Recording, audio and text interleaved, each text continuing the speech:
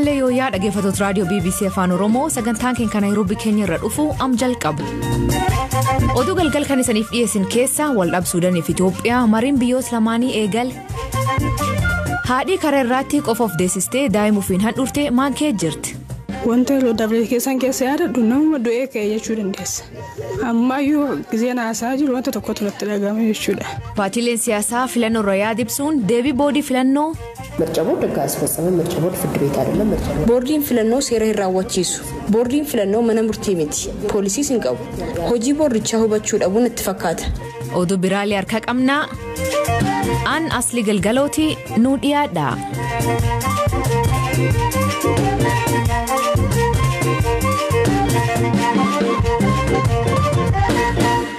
Itoophiyaa fi Suudaan dhimma waldhabdaan ga'uumaan furuu fi guyyaarraa magaalaa guddoo Suudaanii Kartuumitti marii eegalan. Jila Itoophiyaa ka hooganan ministeerri muummee Itaanaa fi ministeerri dhimma alaa Itoophiyaa ka ta'an obbo Dammaqa Mokoneen ta'uun gabaafam. Haasa taasisaniin humnoota nageenya Suudaaniin sadaasa sagal eegalee qonnaan bultoota Itoophiyaa irratti haleela raawwachuu fi lubbuun illee dabruu himuu isaanii FBC'n gabaas. Waan dhiyootan deemaa jiruun mootummaan Itoophiyaa yaadda'ullee himuun isaanii ibsam. Qibxaas dabree Itoophiyaan adeemsiseer dabrijitee irratti tarkaanfii fudhachuu fi miidhaan ga'uu gabaafam. Ibsar miidiyaaleef kennaniin dubbii himaan ministeerri dhimma alaa Itoophiyaa ambaasadar Diinaa Muftiin dhimdaangaa haa turu ka jedhu wal hubannoon turree jedha. ከሱዳን ጋር ዲማርኬትድ ያልሆነ ቦርደር አለ ያልተከለለ ያልተለየ እዛ ላይ ሁሉ ጊዜም የድንበር ሱዳን ወሊን ዳንጋን ሰራራምኔ ጅራ ካን እንዳንገፈምኔ kana deem baafamne jechaadha. Komishiniin dhimma kana furuuf biyyoota lamaan hundaa'e kanarraa gara Sudaan deeme jedhames dhimma kana laala. Biyyoonni lamaanuu dhimma keessoo wantoota garaagaraan waan qabamneef wanti daangaa kun haa turu kan jedhu osoo hin dubbatin wal hubannoon ture. Daangaa irratti garaagartee yaadaa hin jiru jechaa hin jirru. Garuu karaa nagaa fi dippiloomaasii haa furruudha wanti nuti jechaa jirru. Daangaa sararuun furuun danda'ama. Innis ta'u waan takkaatti furamuudha. Sababni isaas waggoota hedduuf hojjettoota daangaa irratti dalagan qabna. Yeroo hedduu komishinii daangaa jedhamee deemama. Takka daangaa baluu jedhama. Achimmoo gidduutti hafa. Wanti loltoonni Sudaan daangaa seenan jedhus rakkiniin dhaabbanne jechuuf malee walitti bu'iinsi kan dhalate si'a tokkuma. ገና ነው ችግሩ አልቆምም ለማለት ያህል ነው እንጂ ዋን ታይም ኢንሲደንት ነው ከዛ ውጪ አልነበረም. Biyyoonni lamaan baatee caamsa dabree walitti bu'iinsi yeroo muddatee hordofee Finfinneetti mari'atanii turan.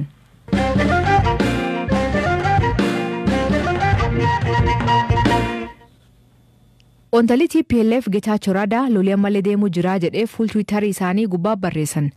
Qondaalli ajajii hidhaa itti ba'e kun torbaan muraasan booda yoo asbaanii barreessan yeroo duraaf mootummaan Itoophiyaa qondaaltota TPLF kan shakkirraatti lammiileen argan akka raayyaaf eeruu kennan qarshii miliyoona 10 ramaduu ibsi. Getaachoon agiyoomi waraanee kun dhokataa jechuun bakkeewwan akka Zaanafaatti lolii deemuu jira jedha. Tajaajilli kominikeeshinii addaan cituun isaa hama ta'uu himuun lubbuun jiraachuu namni hedduun ajaa'ibsifataa jedha. Faal kanaan immoo mootummaan waraanii hin jiru kaadeemaa jiru hidhamtootaaf qondaaltota ajajniitti baay'ee adamsuudha jedhee ibsi. Guyyaa irraa miidiyaaleef ibsa kennan dubbii himaan ministeerri dhimma alaa Itoophiyaa ambaasadar Diinaa Muftiin lolii miidiyaa irra jiraa malee lafirra hin jiru jedhee hima. በሰሜን ጦርነት አለ የሚለው አክቹዋሊ የለም ጦርነት ነገር ግን በሚዲያ ላይ ኃይለኛ ጦርነት አለ. ምክንያቱም ኔትወርኮቹ በመራብ በተለይ ካባ biyyattiitti lolli jira sa jedhuuf deebiin hin jiruudha. Garuu miidiyaa irratti lola cimaatu jira. Neetworkiin kana dura biyyoota lixaatti ijaaraman baay'eedha. Kunneen michummaa biyyaan osoo hin taane walitti dhufeenya bulchiinsa aangora ture waliin yeroo ammaa wanti isaanitti guddatee mul'atu michummaa Itoophiyaa osoo hin taane hooggansa yeroos ture waliin hariiroo uumanidha. Aktivistoonni jiru miidiyaan jira. Lola isaanii yoo ta'e malee lolli amma nuti ilaallu hin jiru. የነሱ ጦርነት ካልሆነ በስተቀር የምናየው ጦርነት የለም. Gamkaaniin komishinii mirga namoomaa UN garee lama haal naannoo Tigraay keessa jirgamaggamoo naannichi seenuu ibsi. Ta'us imannaan garaagaraa haleellaa jecha lammiilee nagarraan raawwateef akka itti dhiyaatee fi kan qorachuu akka eeyyamuuf irdeebiin gaafate.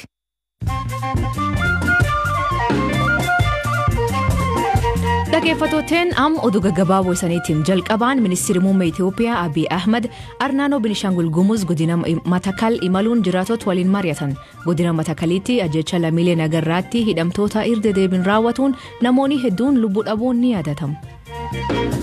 Intalli ministeerri muummee duraanii Mellis Zinaawii Samahal Mellis kakalee hidhamtee jettee haadhi himtee gadhiifamtee jedhan sababii hidhamuu isii mootummaa irraa wanni ibsamin jiru.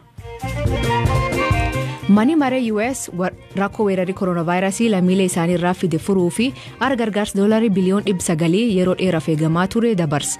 Maallaqi kun lammiilee Ameerikaa hedduuf kaffalamaa dabalataan namoota hojii dhabanii fi daldala deeggaruuf bahee jedhan. Pireezidaantii Doonaald Tiraamp akka ariifachiisan deeggarsa kan seeraan mallattees eegamu. Ameerikaan dho'iinsa xiyyaaraa waggoota 32 dura qilleensa Lockerbie Scotland irratti barkum 1988 shakkaman bombii hojjetee jettee lammiilee Libiyaa tokko irratti himanna bante. Balaan tun lubbuu namoota 270 ka galaafate yoo ta'u, gochi kun ka haleela shororkeessummaa wal qabatee jedhan. Abu Agiila Mohamed Al-Masuud ajaja hoogganaa Libiyaa duraanii Muhammad Gaddaafii gulaa yakka han hojjetee jedhan. Dubartii lammiilee Pakistaan kan mootummaa qeequun beekamtee gam Kanadaa baqattee magaala Torontoo bakka jiraachaa turteetti dootee argamte. Karima Baloch barkum 2016 dubartii jabduu jedhamuun dubartoota ciccimoo dhibtook BBC waggaatti baasu keessaa tokko taatee eeramte turte. Gareen mirga namoomaaf falman du'isii gad fageenyaan akka qoratamu gaafatan.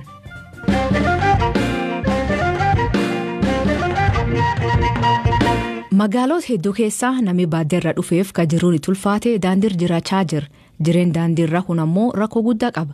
Dubartiin tokko Xaayibaa jedhamtu barbaada hojii cirroo irraa gara Adamaa dhufte. Turtii muraasan booda Adamaatti hiriyaa dhiiraa qabattee waliin jiraachuu eegalan. Kan jidduutti ulfaatti. Eegee wal dhabuu dhaqanii ka ulfin ji torba qabdu jireen daandiirraa eegalte. Daandii sanirraatti qofa of deessiftee daa'imisii ufiin handhuurte. Waayilkeen Birzoo Qolaanaa waan isiin keebbaat gaafate dhageeffadha. Wanti jiruu dhaabee maatiin qabu beektee maatiin qabu kan jiru abbaa kooti abbaan koo dadhabaadha. Isaas immoo maatii biraa qaba kan biraa fuudhee haati koo jirtu lubbuudhaani. Bakka saniifin koo dalagaan gara alsii kan hin jira akkasuma namni jennaan dalagadha jedheen biyyaa. Sababni itti biyyaa bees dalagaadha. Abbaa manaa qajeelatii miti hiyyummaa hojii torre garuu akkasuma qaamala adda addaa waan qabuu fi ulees waan baay'isuuf ji'a torbattiin biraa ba'ee sadaa'ima kana galatti qabadde jechuudha. Ji'a lama naannoo hospitaala irra maalam kana malee iddoon biraa kan beeku hin jiruyyuu ji'a lama achiin ture bakka achi keessa jechuudha. Na haala baay'ee rakkisaa ta'e tokko keessan ture wanni nyaatan hin jiru kaartoonii afanii rafna yeroo arganne nyaannee yeroo dhabne dhiisneetiin ji'a lama akkasittiin dabarse jechuudha.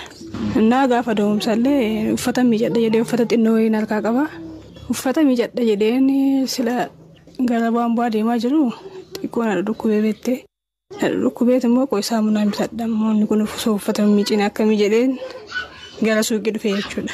Innaa gara suuqii dhufuu ciniinsuun achitti naqabee ciniinsuun naqabnaanii bakka manuma namaan ol seenee beettee.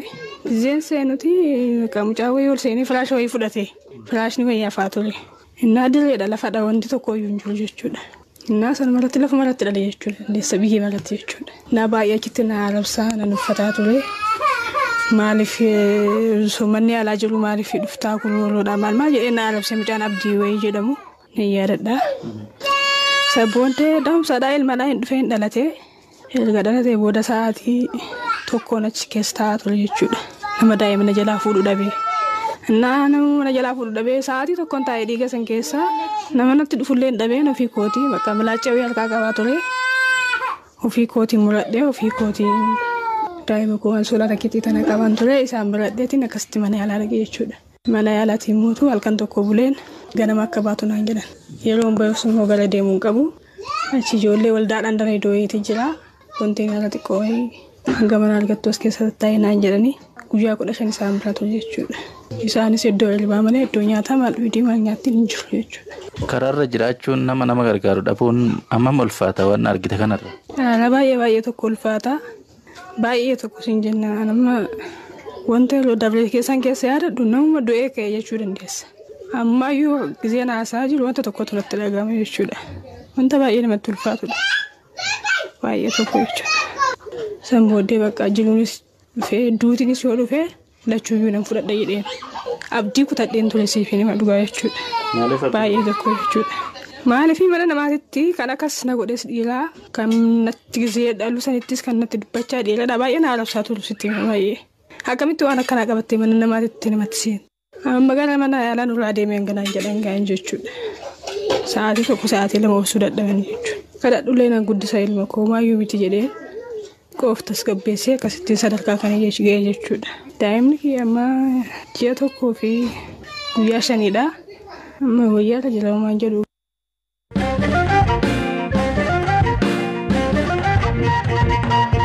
Boordiin filannoo biyyaalessaa Itoophiyaa filannoo jaaffaa dhumji caamsaa yookiin jalqaba waxabajjii adeemsisuuf korarfachuu beeksise. Dubbii himtuun boordichaa Sooliyaana Shimaalis qophiin filannoo eegaltee jirtii jettee BBC'tti himte. Paartiilee mormitoota miseensonni isaanii hidhamuu fi waajjiraaleen isaanii cufamuu ibsuun filannoo irratti hirmaachuuf akka rakkatan ibsanii turan. Dhimkan irratti deebii kennan Sooliyaanaan aangoo boordichaa irratti rakkoon hubannoo waan jiru fakkaatti jette. Yaaddoo paartiilee siyaasaa dhiyeessan deebisuun eegalan. Actually ሁሉም ፖለቲካ ፓርቲዎች ሁሉም ምርጫው መካሄድ አለበት ብለው ነው ያሉት ነገር ግን ምርጫው ከመካሄዱ በፊት መስተካከል አለባቸው የሚሏቸውን በነሱ በኩል ፓርቲሌን ሲያሳ ሁንዱ ፍለኖን ግጌፈሙ ቀበጀኒሩ ገሩ ወንቶተ ያዶዳ ስሪፈሙ ቀበጀን ካሰኒሩ ያዶን ሳን ኤሰን ለማ ቶኮ ረኮ ነገኛ ብየ ኬሰ ጅሮቲ ያዶን ፓርቲሌን ኤሰን ብሮሞ ቢሮን ኬኛ ጭፈማ ጅራ ሚሴሱተ ኬኛ ረኮ ነቀባ ጅራ ጀቹን ወሉ ማገለ ፓርቲሌን ሲያሳ ኮደቶ ረኮኑ ሙደት ጀደን እየተኔሩ እየተሳኒ ቃሞሌ ሞቱማፍ ዴስኔራ ወንቲ ቦርዲች ደለጉ ደንደው ፓርቲሌን ገራገራ ረኮን የሮ ሳን ቁነሙ ሐለም ጃ ኬሰ ከሶቹን ደገርሰ ታሱል የተመቻቸ ሜዳ እንዲኖርላቸው ማገዝና መደገፍ ነው Guyyoota muraasa dabran dhaabbileen kafaa'uuf abbaa'oo miseensonni isaanii akka hidhaman waajjiraaleen isaanii cufamuu fi dorgomtoonni isaanii hidha seenan jechuun himanni sabab kanaaf filannoo hirmaachuu akka isaan rakkisuu ibsanii turan. Dabalataan boordii filannootti xalayaa galchanii fi deebii hin arganne ka ibsanii jiru. Dhimkan irratti ka gaafataman Aadde Sooliyaan hojii boordichaa sirriitti hubachuu dhabuutu mul'ataa jette. የምርጫ ቦርድ ስራ ምርጫ ማስፈጸም ነው ምርጫውን ለማካሄድ ደግሞ መፈታት ያለባቸው ችግሮች በእያንዳንዱ ፖለቲካ ፓርቲ ሆጂን ቦርዲ ፍለኖ ራወቺሱዳ ፍለኖ ራወቺሱፈሞ ረኮኒ ፍረሙ ቀቡ ፓርቲሌን ተኮተኮ ዋንሳኒ አዴሱ አከየተገልቸን እየተሳኒስ ሞቱማት ዴስኔ እርገሲ ሞናኖ ተኮተኮቲ ፓርቲሌ ፊ ሞቱማ ወሊን ማሪገጌስነ ጀቻጅራ ከነጫላ ቦርዲ ተኮራ ዋንቲ በርባደሙ ማሊ ቦርዲን ፍለኖ ሴራ ራወቺሱ ቦርዲን ፍለኖ መነምርቲ ሚቲ ፖሊሲ ሲንቀቡ ሆጂ ቦርዲቻ ሁበቹ ዳቡን ተፈካተ እርገምኒ ቦርዲቻ ዋላማ ቶኩ ፍለኖ ራወቺሳ እነ ለማታ ኒገል ሜሳ ኒቶአታ ሴረ ጨብሱሳኒ ሆርዶፍ ዲመና ሞተ ሲያሳ ቀበመኒ መነምርቲቱ ጋፈተሙ ቀባ ካን ፖሊሲን ቀበሲዮቴ የፖሊሲቱ ጋፈተሙ ቀባ ቦርዲች ሆጂ ሞቱማ በከቡ የሆጀቹ እንደንደው ሰበብን ሳድ አብሌ ኩኔን ለማን ገራገራዳ ዋንቲ ቦርዲን ፍለኖ ጎቹ ደንደው እየተ ፓርቲ ለራዱ ፍለገውፍ አከስመስ ፍሩፍ ያለ ገባቡመት ፓርቲሌን ሲያሳ ሐሊ ምጃ አከኡመሙፍ ጨራቂ ታሰሰ ችግራቸው ኮንዲሲቭ ኢንቫይሮንመንት የተሻለ ኢንቫይሮንመንት እንዲፈጠርላቸው ጥረት ያደርጋሉ ባጭሩ Hooggantoonni dhaabnaannoo Tigraay bulchaa ture muddam yeroo dheeran booda baatii dabree buufata waraan federaalaa naannichi jirirraatti waraan banan. Kanaanis lol gaageffameen aangoo irra kaafaman. Dhimdhaab TPLF irraatti boordiin filannoo waan murtees qaba. እያየነው ነው አንዳንድ ፐብሊክሊ የሚደረጉ ኮንቨርሴሽኖች አሉ ህዋት በአመጻ ተግባር በቫይለንስ ሆርዶፋ ጅራ ዳቢ TPLF እንጭለረት ቆዳ ፍደቴራ ከንጀዱ ይፈትዮ ድበተሙ ቤክና ለብሲን ፓርቲሌ ሲያሳሞ ዳብኒ ሴራን ገልማዬ ወንቶተ ከነረት ይርማቹን ቀብጀቹን ኦርካ ገመ ቦርድቻን ዋንተ ኢላለሙ ጅሩ ኒጅራ ገልሜን ፓርቲሌ ሲያሳ አካሃራት ኢላለማ ዋንጅሩፍ ገልሜን ፓርቲ ሲያሳ ተኮተኮ የሮረጋ ሲፈሙ ዳብኒ ኩን ሰደርካን ረጅሩ ላለማ ገሩ አኩመ ፓርቲሌ ብሮ ወንቲ ሙርታዬ ጥሙረም ይንጅሩ ጉዳይ ያለላቸው ፓርቲዎች ጉዳይ ሲታይ እየታየ ያለ ነገር ይሆናል አይ ቲንክ ግን ያለቀ የተወሰነ ነገር እስካሁን ድረስ የለውም Itoophiyaan filannoo biyyaalessaa jaaffaa waggaa dabre gaggeessuun jettus sabab koronaavaayirasiin yeroo biraatti darbuun ni yaadatama. Dhaggeeffattoonni oduu dabalataan Eertiraan yeroo duraaf namni koronaavaayirasiin lubbuu dhabuu beeksise. Qorannoon taasiseen namoonni 25 vaayirasichi qabamu ministeerri odeeffannoo biyyaa beeksise. Dhaggeeffattoonni sagantaan keenya galgal kanaa aganumaa nu waliin turuu keessaniif hedduu isin galatoomfanna. Oduu dabalataa website keenya BBC News Afaan Oromoo irra dubbisa. Qopheessan sagantaa kanaa ammayyuu itaana ture. Kan isiniif dhiyeessan asli galgalooti yoo waaqe jedh bor saatti akkana walitti deebina. Nagaa waaqa kee bulaa oraa bulaa deebana hangafamaan dhan bulaa.